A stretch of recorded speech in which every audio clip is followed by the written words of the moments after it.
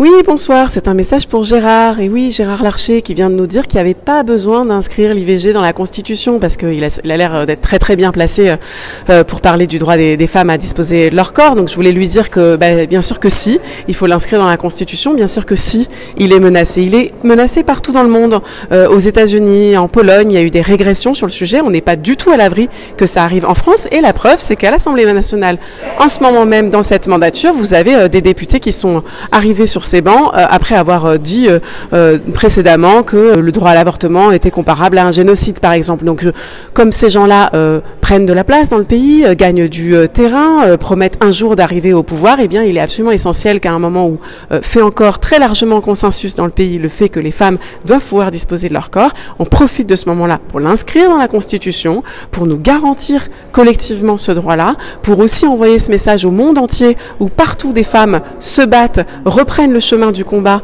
pour ce droit fondamental. Et voilà, petit message de l'Assemblée au Sénat. Cette proposition de loi portée par Mathilde Panot a déjà été gagnée à l'Assemblée nationale. Elle est passée au Sénat, elle a été amendée, elle a été votée au Sénat. La voilà qui revient sous cette forme à l'Assemblée nationale et nous la voterons à l'Assemblée nationale. Et tout ça aboutira à un congrès où bien évidemment, la France sera au rendez-vous de l'histoire, quoi qu'en pense notre ami Gérard.